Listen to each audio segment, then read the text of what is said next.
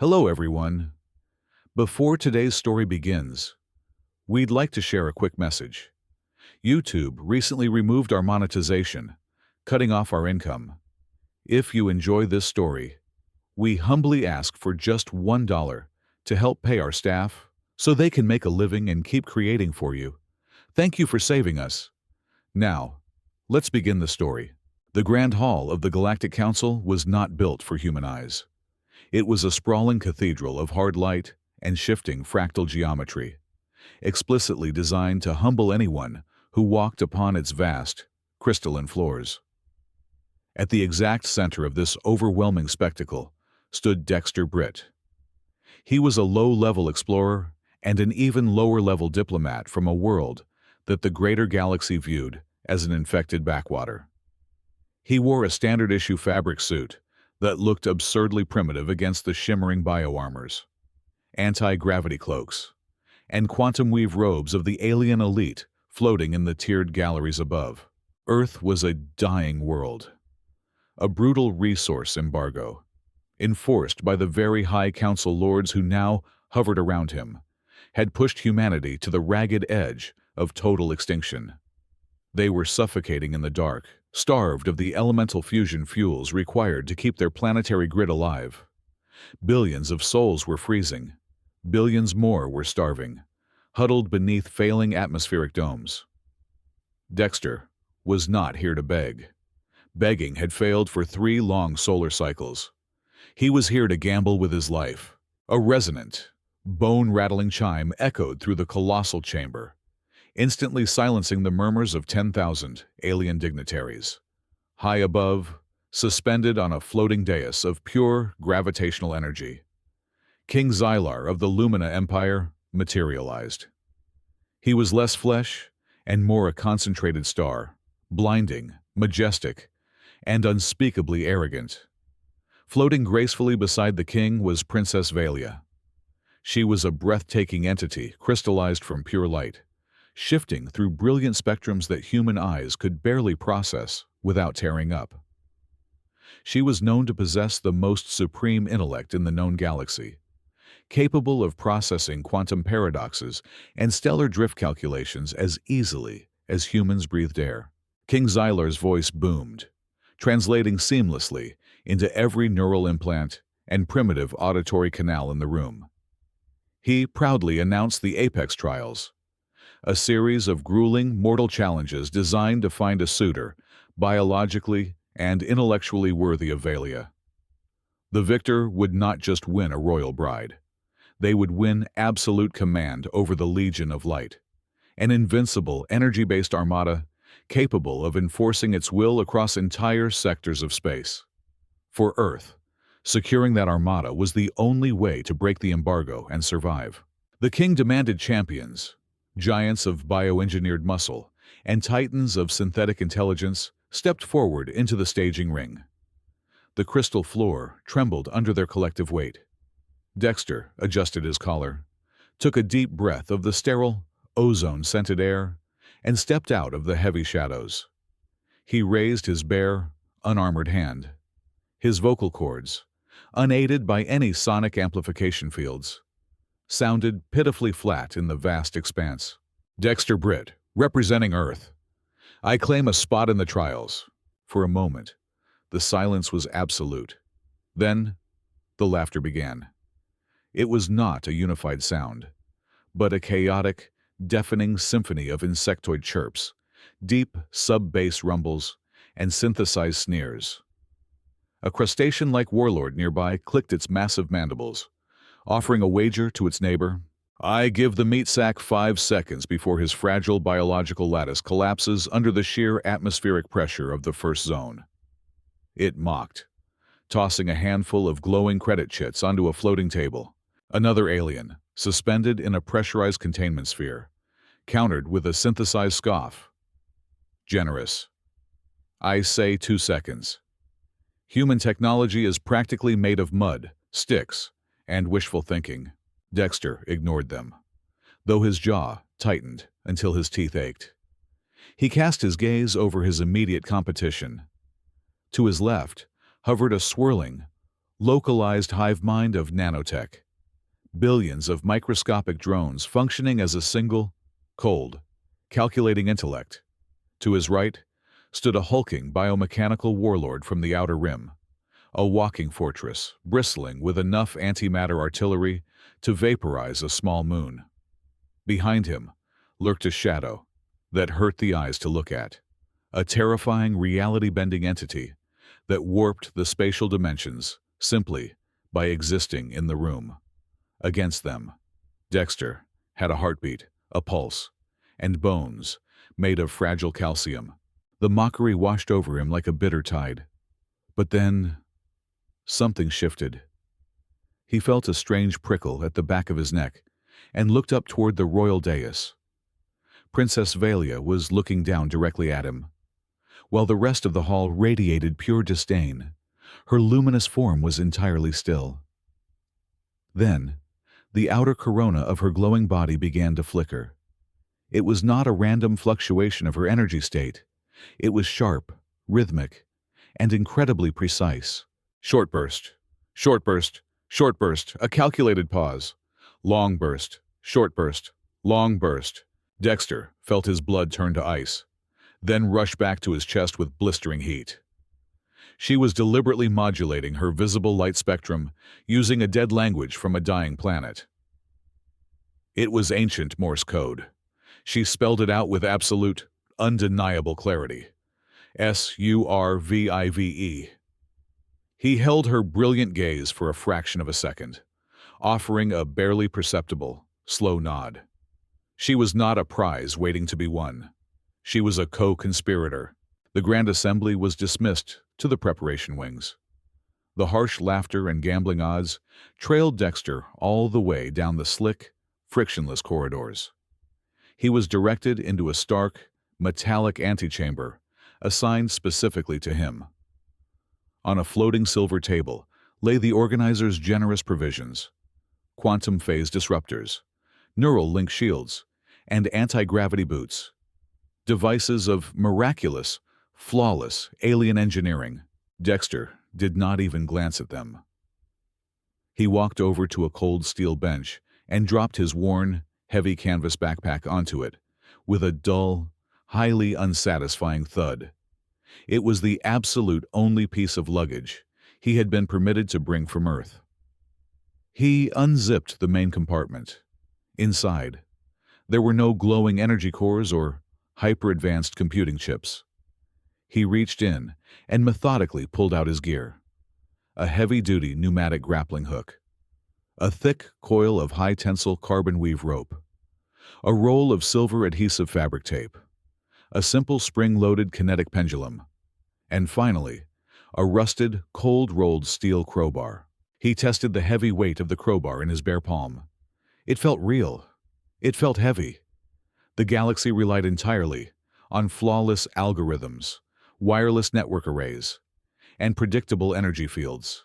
They had completely forgotten the raw, unpredictable chaos of friction, gravity, and brute force. Dexter slung the canvas backpack over his shoulders. Let them place their bets. He was ready. The abyssal ruin was a graveyard of twisted metal and fractured space-time orbiting a dying neutron star. The objective was supposed to be straightforward: retrieve a substellar energy core from the station's deepest vault and return to the extraction point within 60 minutes. In reality, it was a beautifully designed suicide mission.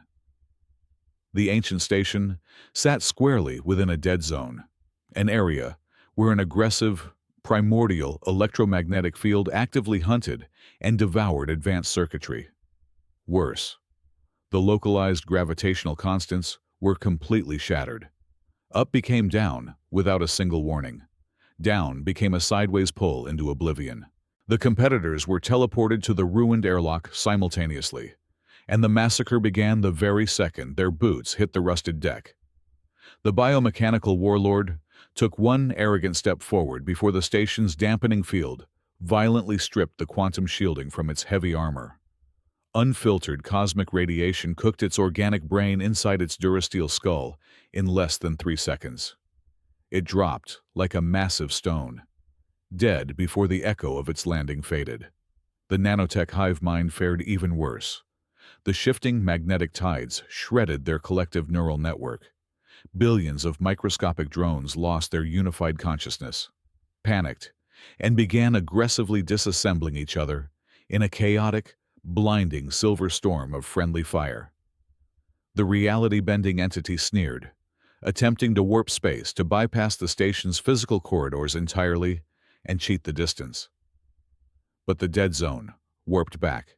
The entity's hyper-advanced containment suit miscalculated the temporal shear by a fraction of 1%.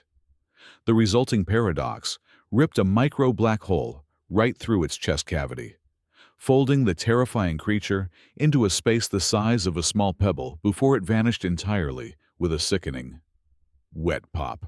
Dexter stood at the airlock threshold, breathing heavily. He had just watched the galaxy's elite champions die horribly in less than 60 seconds. He did not activate a single electronic device, mostly because he did not bring any. The silence of the dead zone was absolute, broken only by the harsh rasp of his own breathing inside his pressurized, analog helmet and the squeak of his rubber soles on the grated deck. He reached into his utility belt and pulled out the spring-loaded kinetic pendulum. He held it out into the empty air. The heavy iron bob dipped, swung violently to the left, then settled, pointing upward at a 45-degree angle. Gravity was sideways here. Dexter adjusted his footing, leaning hard into the unnatural pull, and unholstered his pneumatic grappling hook. "Come on, basic physics. Do not fail me now," he muttered to himself, his voice sounding entirely alone in the massive void. He pulled the heavy trigger.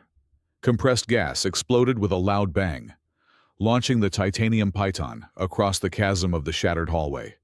It bit deep into a solid steel bulkhead. Dexter hauled himself across the void, hand over hand, his muscles burning fiercely as he fought the disorienting, invisible shifts in weight. There was no heads-up display to warn him of structural weaknesses. There was no radar painting his path in bright neon colors. He relied entirely on the raw, punishing feedback of his own senses. He smelled the scorched ozone. He listened to the agonizing groan of stressed metal. He felt the minute vibrations traveling through the tight grappling line. He moved like a desperate spider through a collapsing web, swinging past floating debris, frozen coolant leaks, and jagged bulkheads. Every single time the gravity shifted, threatening to throw him toward a deadly impact against the jagged walls. The pendulum in his hand warned him just a split second in advance, allowing him to brace his legs or pivot his momentum. His palms blistered inside his thick gloves, and sweat stung his eyes. But he kept climbing. He finally reached the central vault. The substellar core sat on a stone pedestal, emitting a dull, throbbing heat that warmed the freezing chamber. But the vault was not empty. Slithering out from the darkness of the massive ventilation shafts was the station's biological defense mechanism. It was a nightmare of twisted sinew, thick bone plates, and razor-sharp appendages, engineered centuries ago to survive exactly where machines failed. It was easily 20 feet long, entirely blind, but incredibly sensitive to the slightest vibrations in the floorboards. Dexter froze in his tracks.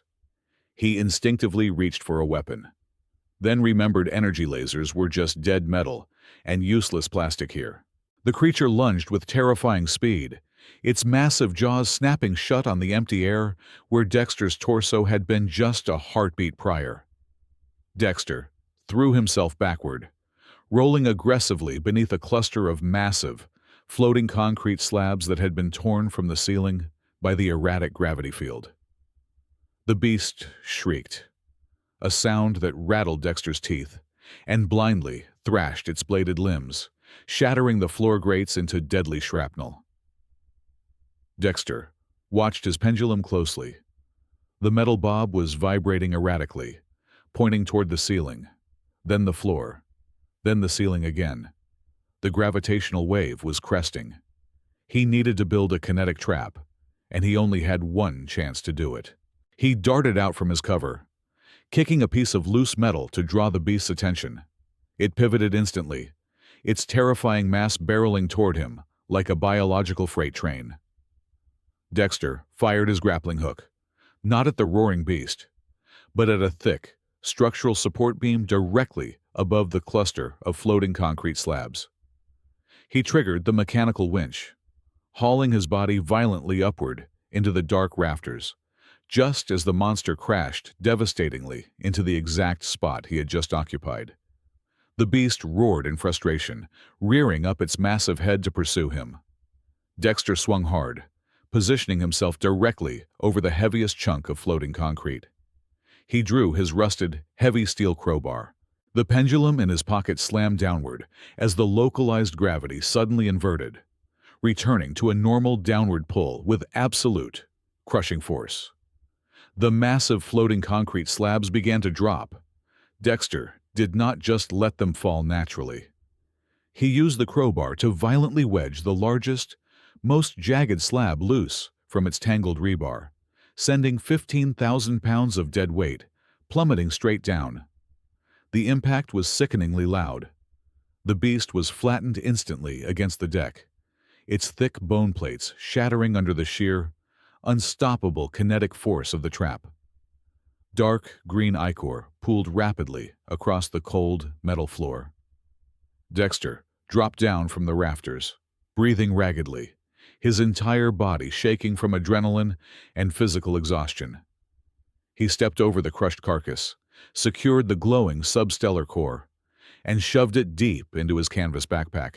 The extraction platform back in the Grand Hall remained completely empty for exactly 59 minutes.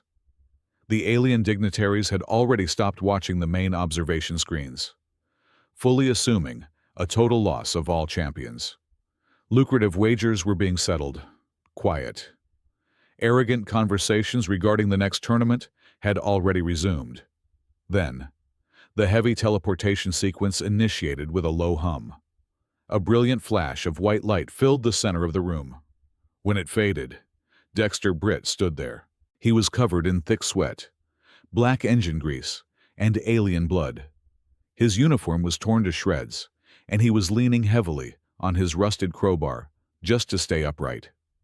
With a slow, deliberate movement, he unzipped his heavy backpack and rolled the throbbing substellar energy core onto the pristine, crystalline floor. It clattered loudly, rolling to a stop right at the edge of the elevated royal dais. The mocking laughter did not stop. It had simply never restarted. The silence that gripped the entire Galactic Council was so absolute, it felt physically heavy. It was a thick, suffocating wave of pure, unfiltered shock. Tens of thousands of alien eyes stared at the bruised, battered human, completely unable to process the impossible truth, standing bleeding before them. High above the crowd, King Xylar leaned forward slowly on his floating throne, his blinding, majestic aura dimmed noticeably. For the very first time in 1,000 years of unchallenged rule, the immortal monarch felt a cold, sharp knot of apprehension tighten in his chest. He looked at the primitive, dirty tools strapped to Dexter's waist. In that chilling moment of utter silence, the king finally realized the terrifying truth. The galaxy's absolute reliance on perfect, infallible technology was not their greatest strength. It was a fatal, glaring weakness. And this fragile, biological creature from a dying world had just ruthlessly exploited it. The Grand Gala, held in the upper stratospheres of the capital world, was meant to celebrate the survivors of the first trial. However, since there was exactly one survivor, the event felt less like a celebration and more like a highly tense autopsy of a miracle. Dexter wore a freshly replicated formal tunic. It hid the deep purple bruises mottling his ribs, but it could not hide the exhaustion etched deeply into his face. He stood near a balcony made of solid starlight, holding a crystal flute of something that tasted faintly of copper and ozone. The alien lords gave him a wide berth.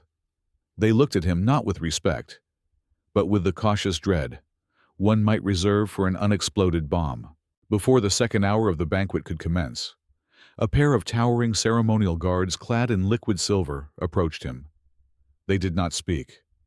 They simply gestured for him to follow. They led him away from the deafening hum of the gala, down a series of spiraling, luminescent corridors that grew progressively quieter. Finally, they halted before a massive door forged from a single sheet of opaque opal. The doors parted seamlessly. Dexter stepped inside, and the heavy opal sealed completely behind him. He was standing in the private sanctum of the princess. The room was breathtaking, an architectural masterpiece of shifting light spectrums and softly humming anti-gravity fountains. At the center of the room stood Valia. Without the blinding glare of the public hall, her true form was easier to perceive. She was not just a silhouette of raw energy. She had delicate, defined features woven from soft, pearlescent bioluminescence. "You survived," she said. Her voice did not echo in his mind through a neural translator this time. It was an actual, physical sound, vibrating the air between them. It was melodic, yet lined with a heavy, metallic edge of pure stress. Before Dexter could formulate a response, Valia raised a slender, glowing hand. She glided toward an ornate pedestal made of dark matter. Sitting in the center of the high-tech display was something impossibly out of place. It was a small, battered wooden box with a tiny brass crank.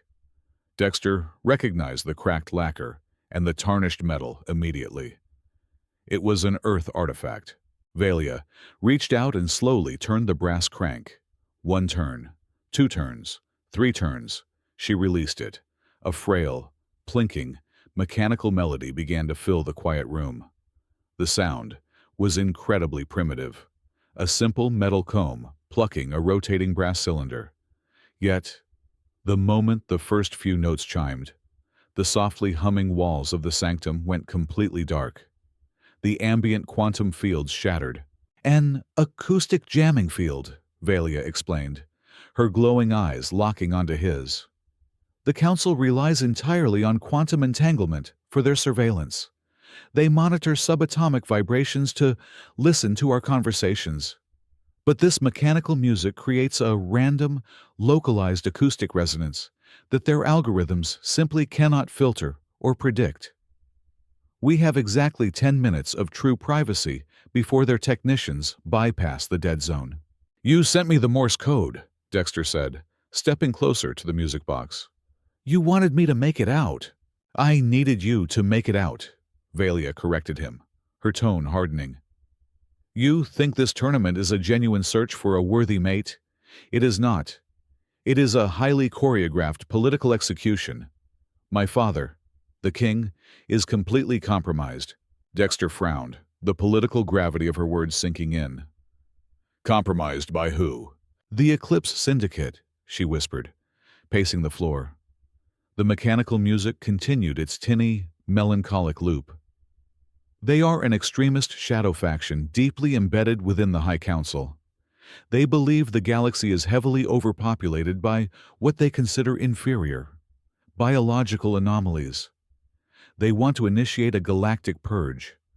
But, to do that, they need absolute legal command over the Legion of Light. My hand in marriage is the only key to that armada."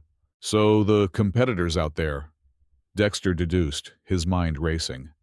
"They were not random princes. They were syndicate operatives, or pawns easily manipulated by them." Valia confirmed.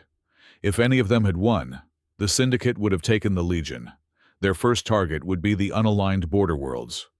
Earth would be utterly incinerated within the first 48 hours. Dexter felt a cold sweat break out on the back of his neck.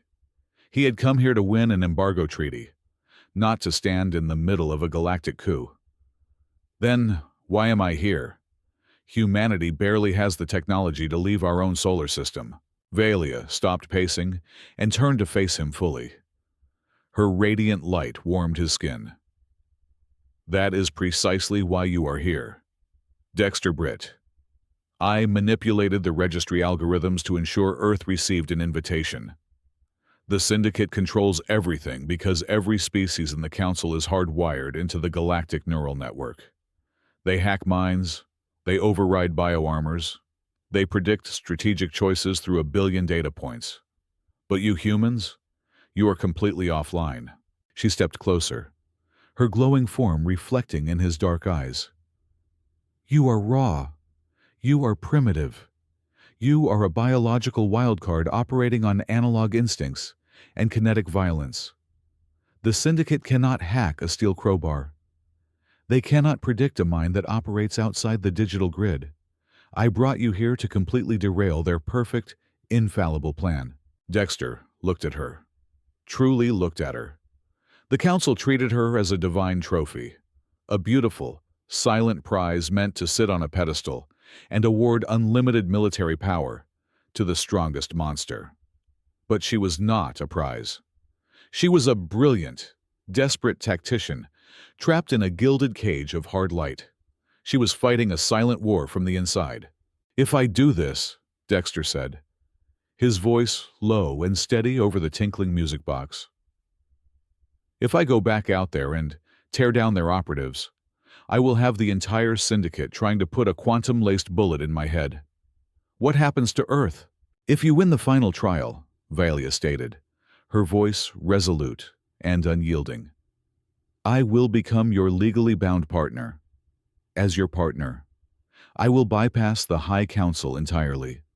I will transmit the absolute core schematics for infinite zero-point energy directly to your homeworld. The embargo will shatter. Earth will have enough power to thrive for 10,000 years. Mutual survival. Dexter, you save my armada from becoming an instrument of genocide, and I will save your world from freezing in the dark. The tiny mechanical music box began to slow down, its melody stretching out into long, discordant notes. Their window of absolute privacy was rapidly closing. Dexter looked at the battered wooden box, then up at the brilliant, terrifying intellect standing before him. Two prisoners from two completely different worlds, backed into the exact same corner. Deal, Dexter said. He reached out his bare hand. Valia looked at his hand, a crude appendage of flesh and bone. Then, she raised her own hand of solid, shimmering light and grasped his. The heat of her touch was startling, but comforting. They did not need a digital contract or a blood oath. The pact was sealed by the shared, desperate hunger for freedom. The second trial shifted the battlefield from raw physical survival to absolute cerebral warfare. The competitors were ushered into the central neural sphere of the Galactic Council, a massive amphitheater dominated by a panoramic holographic projection that spanned the entire dome ceiling. This was the theater of the mind, a place where brute strength meant nothing. The challenge was a fleet tactical simulation of unparalleled complexity. Each candidate was given command of a standardized virtual armada and tasked with defeating the Apex Protocol. It was a legendary military artificial intelligence that had not suffered a single defeat in exactly 10,000 years. It processed tactical variables at the speed of light, anticipating every standard military doctrine, every flanking maneuver, and every resource management strategy ever conceived across 500 known star systems. The remaining competitors, those who had somehow survived or bypassed the physical trials through extreme political leverage, stepped up to the crystal command pedestals. They brought with them cranial uplinks, floating analytical processors, and squads of cybernetic tacticians whispering algorithms into their earpieces. They attempted to outcalculate the perfect machine. It was a profound and deeply humiliating slaughter. A prince of the reptilian armada deployed a flawless pincer movement, utilizing optimal shield-sharing algorithms and precise energy distribution across his flanks. The Apex Protocol dismantled his entire fleet in exactly 7 minutes and 14 seconds. Another warlord from the inner core tried a sophisticated stealth approach, rerouting thermal signatures through quantum decoys and hiding his destroyers in simulated nebula gas. The AI found the mathematical anomaly in the thermal dispersion, calculated the exact blind spot, and vaporized his command ship in under 9 minutes. They played by the universal rules of logic, and logic dictated that the superior machine would always, inevitably, mathematically win. Dexter walked up to the central command pedestal. He did not plug a neural cable into his skull. He did not boot up an analytical supercomputer or consult a team of cybernetic advisors. He simply cracked his knuckles, gripped the heavy manual override joysticks with his bare hands, and stared intensely at the massive holographic display above. The virtual battlefield materialized in cold, blue light. He had exactly 100 cruisers, 50 destroyers, and 3 massive refueling stations at his disposal. Across the digital void, the Apex Protocol's armada hovered in a perfectly symmetrical, terrifyingly optimized assault formation, waiting for his first logical move. The simulation commenced with a sharp chime. "Command system, listen closely." Dexter spoke clearly into the analog microphone, his voice cutting through the tense silence of the amphitheater. "Drop all energy shields across the entire fleet. Drop them to 0% immediately." The artificial intelligence managing the interface hesitated, its voice synthesizing a tone of absolute confusion. "Warning. Shield deactivation leaves all hulls completely vulnerable to immediate annihilation from enemy long-range kinetic strikes." "Do it," Dexter barked, his hands tightening on the joysticks. "Next order. Target our own 3 refueling stations.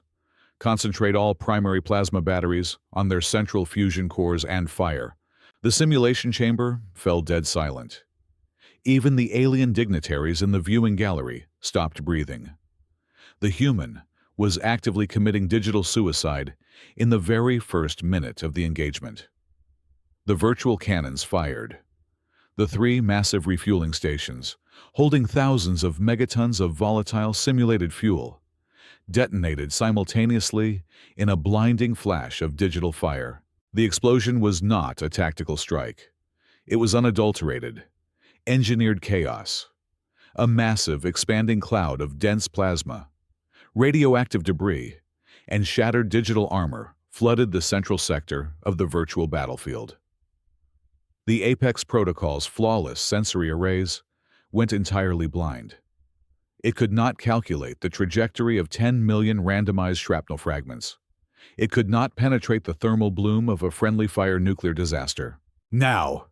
Dexter growled, his hands flying across the physical console, ignoring the digital interface. "Divert all the power we saved from the shields directly into the main thrusters. Break formation. Scatter into the debris field." The human armada did not attack in a coordinated wave. They scattered like roaches fleeing a sudden blinding light, hiding behind the massive, drifting chunks of their own destroyed stations. The Apex Protocol froze. Its processors were locked in an infinite loop of logic errors. No rational entity would destroy its own supply lines. No sane commander would strip away their own defenses before a single shot was fired by the enemy. Because the AI could not comprehend the fundamental premise of the maneuver, it could not formulate a counterattack. It held its perfect, rigid formation, waiting for a logical pattern to emerge from the chaos. "You want a pattern?" Dexter whispered to the machine. "Here is a pattern." He executed a brutal, primitive guerrilla campaign. His unshielded ships darted out from behind the burning wreckage, firing point-blank volleys into the AI's pristine cruisers, and instantly retreating back into the radioactive fog before the machine could achieve a target lock. When one of Dexter's ships took fatal damage, he did not evacuate the virtual crew or attempt to salvage the vessel. He rammed the burning, crippled ship directly into the nearest enemy dreadnought, turning his own dying fleet into massive, unguided kinetic torpedoes. The AI's perfect algorithms crumbled under the weight of sheer, spiteful human unpredictability. Within 20 minutes, the invincible Apex Protocol was reduced to a single, heavily damaged flagship. Dexter took his own battered command vessel, bypassed all safety protocols, and initiated a maximum velocity collision course straight into the enemy's bridge.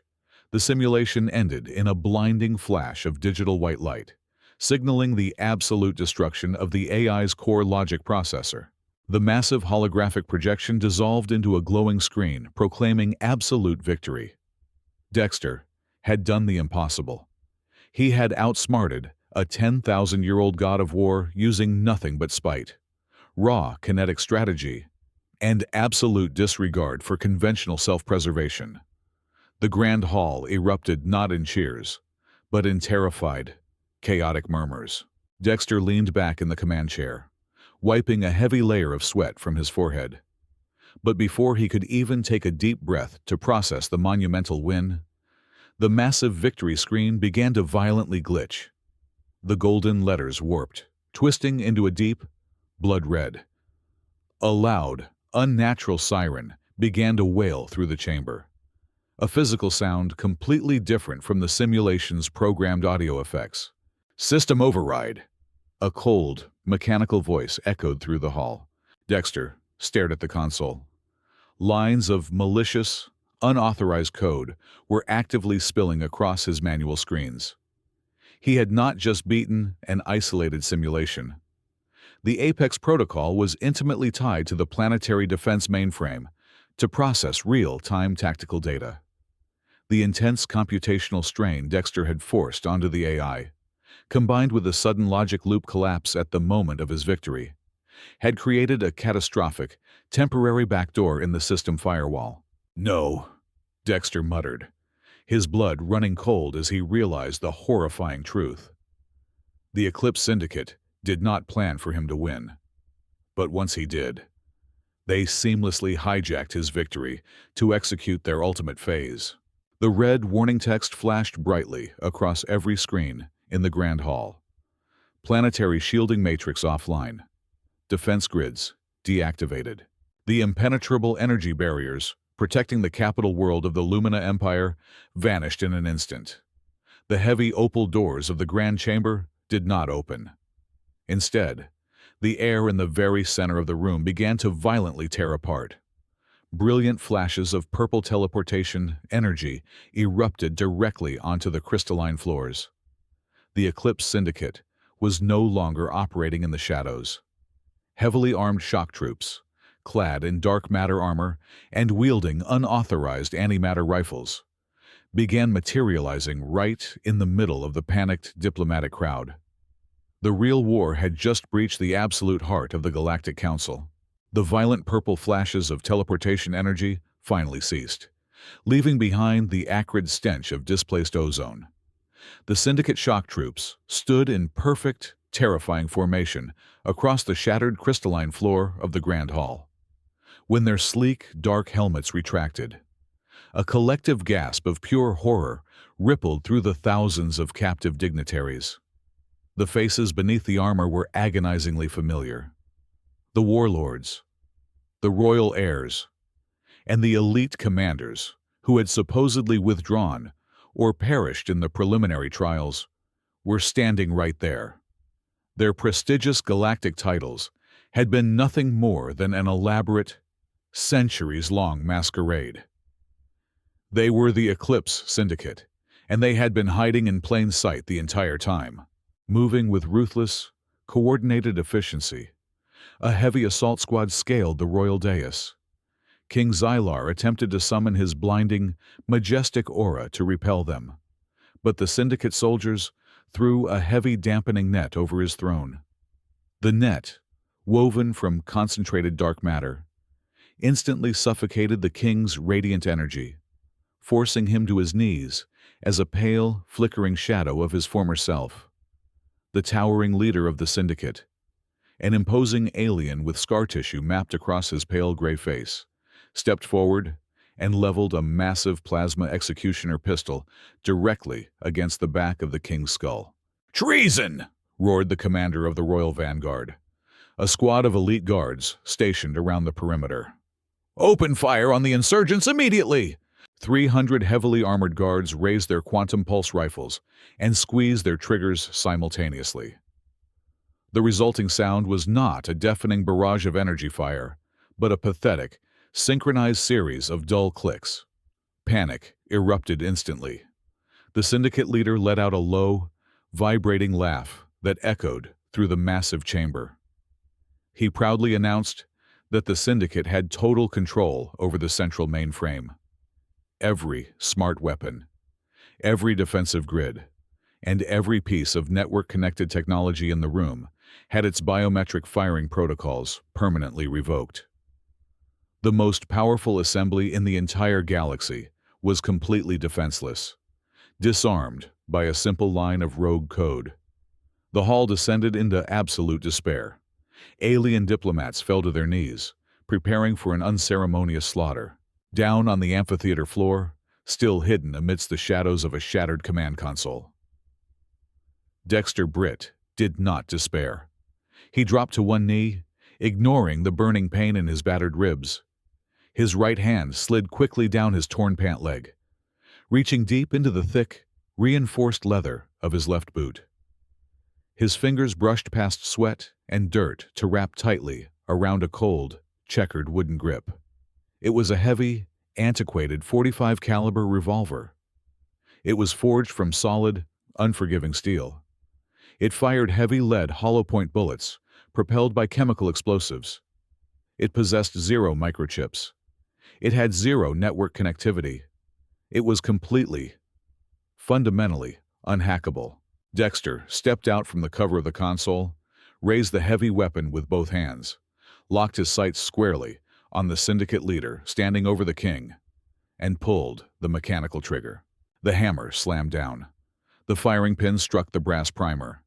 The chemical gunpowder ignited in a violent, microscopic explosion. The resulting gunshot in the highly pressurized, acoustically pristine Grand Hall was absolutely catastrophic. To alien ears accustomed to the silent hum of laser weaponry, the explosion of prehistoric ballistics sounded like a planetary fault line snapping in half. A jagged chunk of lead traveling at supersonic velocity ripped through the air and slammed directly into the syndicate leader's dark matter chestplate.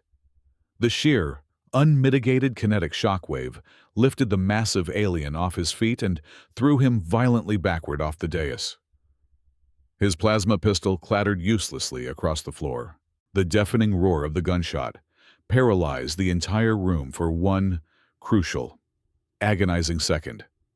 The highly trained syndicate mercenaries were completely unable to process the loud, primitive sound. Dexter did not waste that second. He roared, charging headlong into the sea of heavily armed mercenaries. He became a blur of desperate, violent, kinetic motion. He ducked under a swung plasma blade and drove the rusted steel crowbar from his belt straight upward, crushing a mercenary's respiratory mask with a sickening crunch of cartilage and shattered glass. He was outnumbered 1,000 to 1, but he was not fighting alone. Princess Valia broke completely free from the edges of the dampening field. She did not flee. She transformed her sorrow into a weapon of blinding fury. She unleashed concentrated, razor-sharp beams of pure, unadulterated radiance directly into the ranks of the syndicate. She intentionally targeted the highly sensitive optical sensors of their dark matter helmets. The mercenaries shrieked in agony as their high-tech visors were instantly overloaded by millions of lumens of focused starlight, blinding them instantly. A lethal, unspoken choreography developed between the human and the entity of light. They fought as a perfect, devastating unit. Valia would sweep a section of the hall, flashing her brilliant energy to blind and disorient the enemy sensors.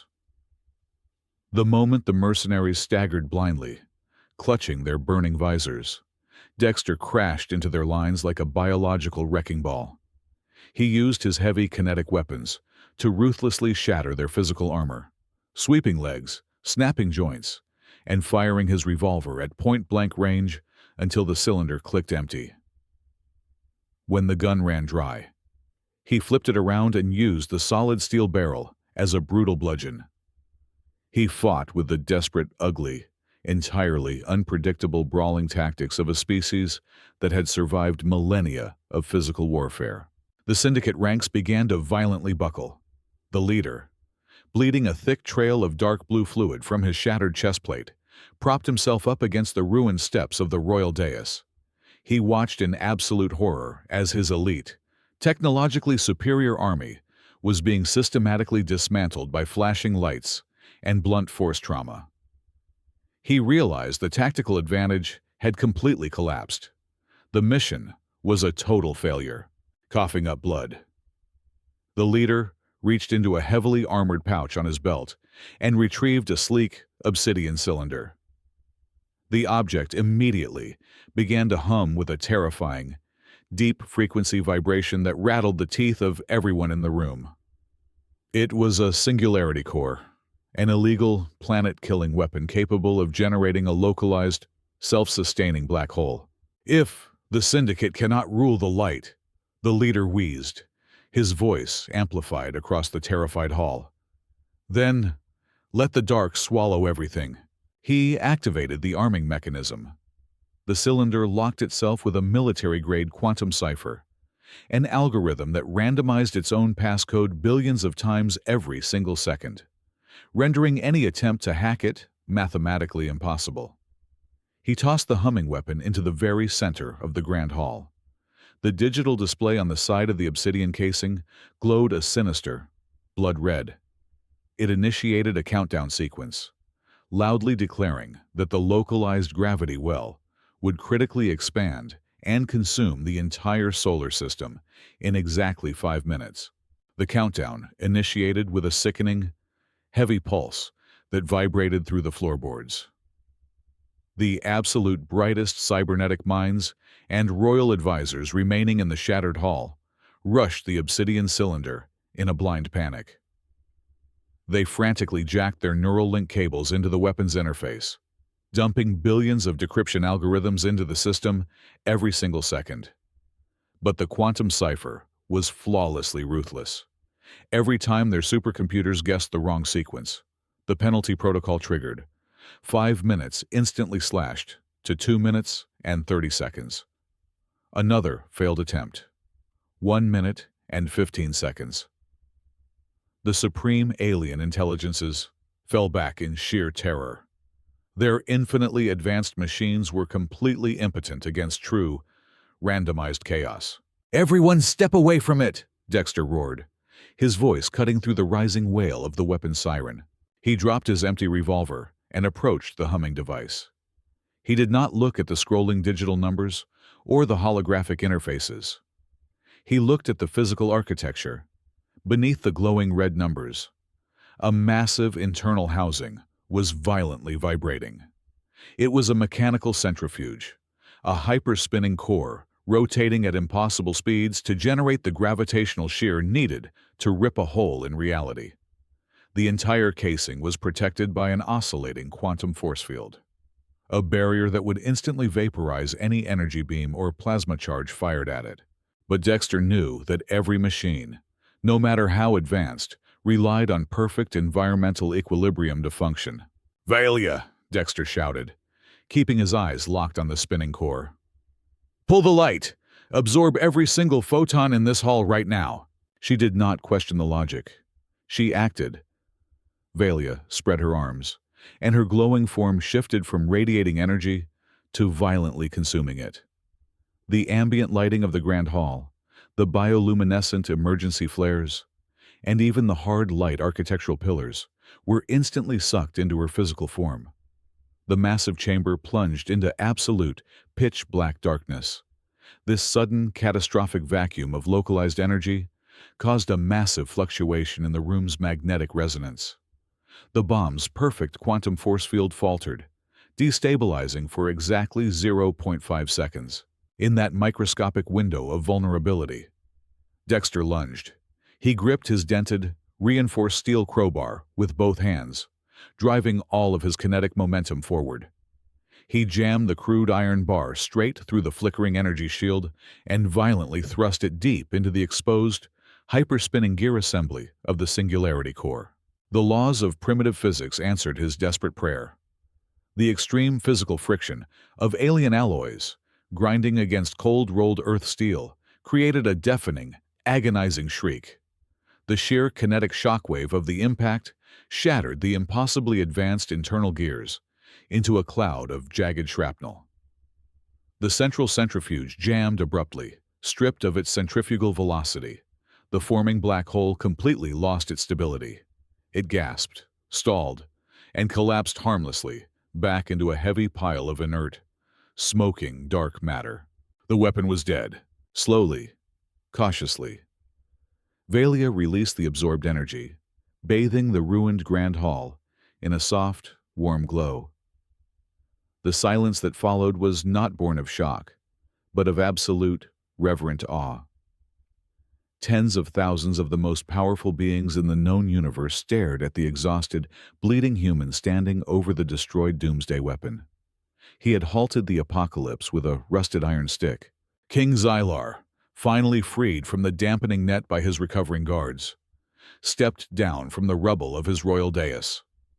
His blinding arrogance had vanished entirely, replaced by the trembling realization of how close their technological hubris had brought them to total annihilation. The immortal monarch did not just declare Dexter the undisputed champion. He stopped 3 paces away from the human, lowered his eyes, and deeply bowed his head. It was an unprecedented gesture of total submission. He publicly recognized the fatal arrogance of the Empire and formally decreed that Earth would immediately be granted the absolute highest seat of authority on the Galactic Council. The resource embargo was over. Humanity had saved them all. Amidst the stunned murmurs of the surviving dignitaries, Valia glided toward Dexter. The alien lords expected her to fulfill the ancient tradition, to surrender herself as the ultimate prize. Instead, she raised her hand and smiled gently. With a single gesture, she permanently deleted the holographic marriage contract hovering in the Council's registry. "No forced bindings," Valia said, her voice soft but echoing with undeniable authority. "I offer a true alliance, light and matter, moving forward as equals." She extended her hand toward him. Dexter looked at her brilliant, glowing fingers, then reached out and firmly grasped her hand. The warmth of her energy perfectly complemented the bruised, resilient strength of his flesh.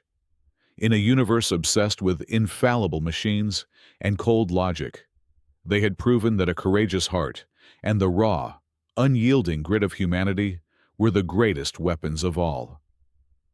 The galaxy would never look at the stars the same way again. Thank you so much for listening to today's story. We hope you enjoyed it. As an ad-free channel, your support is what keeps us alive. Please support Z Sci-Fi Stories with just $1 via the QR code on the screen, or click the link in the description box or pinned comment. Also, we'd love to connect with you. Please leave a comment telling us which city or state you're listening from. Thank you for standing with us, and see you in the next stories.